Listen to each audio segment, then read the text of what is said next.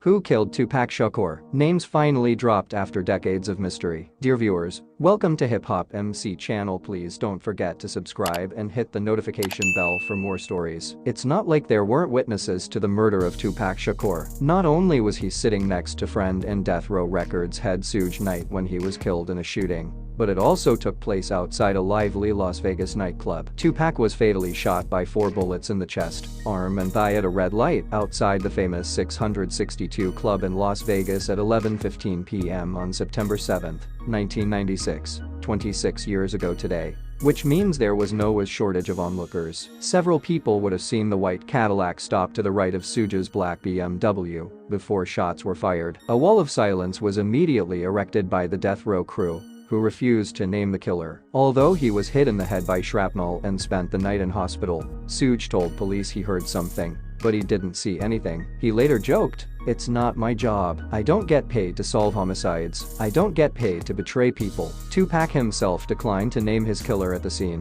whispering, "Fuck you" to an investigating police officer in his last words before his death on Friday, September 13, 1996. So who killed Tupac and why were they never caught? The prime suspect was Orlando Anderson, who was attacked by Tupac and his team in the lobby of the MGM Grand Casino in Las Vegas earlier that night. Anderson, then 21, was allegedly a member of the rival Crips gang and stole a medallion from one of Tupac's entourage. He later denied having anything to do with the murder and sued Tupac's estate for damages for injuries sustained as a result of the beatings. Tupac's mother, Tupac Shakur, responded by attempting to sue Anderson for manslaughter. According to the Associated Press, the lawsuits were settled in May 1998, hours before Anderson was killed in an unrelated gang shooting. Meanwhile, without any arrests, the Las Vegas Police Department said their investigation had been stalled due to a lack of cooperation from Tupac's entourage. However, a Los Angeles Times report suggested that some gang members gave information,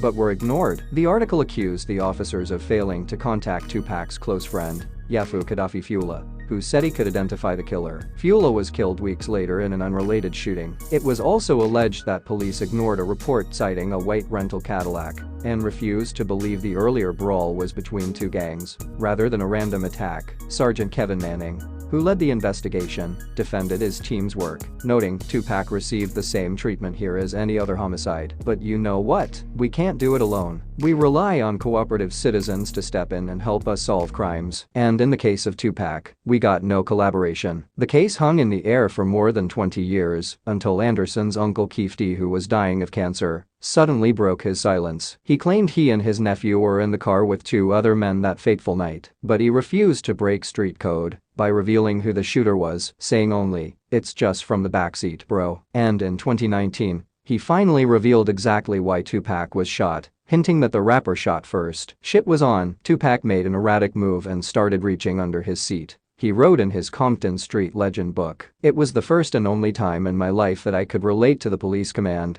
'Keep your hands where I can see them.' Instead, Pac pulled out a strap and the fireworks started. One of my backseat guys grabbed a Glock and started shooting back." Keefe revealed how the first bullet grazed Suge's head and dismissed claims that Suge was hiding behind Tupac. "I thought Motherfucker was dead," he wrote. "I had heard stories of Suge using Tupac as a shield when the bullets started flying. But it sucks. Suge was already injured, and he was the one who got hit. As the bullets kept flying, I ducked so as not to get hit." Despite his confession, the Los Angeles Police Department has confirmed that after reviewing the evidence, the murder case remains open. "We are aware of the statements made regarding the Tupac case. As a result of those statements, we have been examining the case in its entirety in recent months," a spokesperson said in 2019. "Several reports that an arrest warrant will be filed are incorrect. This case still remains an open murder case." What are your thoughts? Please tell us in the